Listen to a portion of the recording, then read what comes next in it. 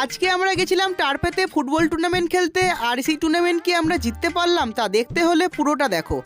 বেরিয়ে পড়েছিলাম দুপুর এবং সবার ফার্স্টে আমরা লঞ্চে করে নদী পার হয়ে চলে গিয়েছিলাম সোদপুরে।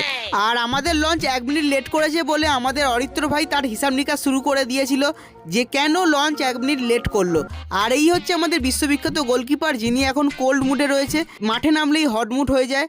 তারপর আমরা যত সময় পৌঁছে গিয়েছিলাম টার্ফেতে, এবং আবারও আমাদের অরিত্র ভাই কিছু একটা জ্ঞান দিয়ে বলল, তাড়াতাড়ি হেরে যাই, তাড়াতাড়ি বাড়ি পৌঁছতে পারবো।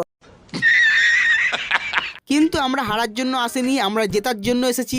সেই জন্য আমরা মাঠে নেমে পড়লাম এবং ম্যাচ স্টার্ট হতেই প্রথমেই গোল খেয়ে গেলাম।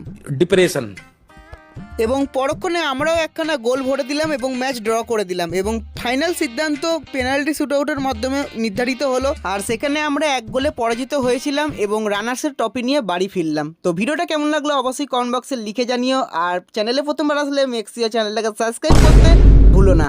বাই।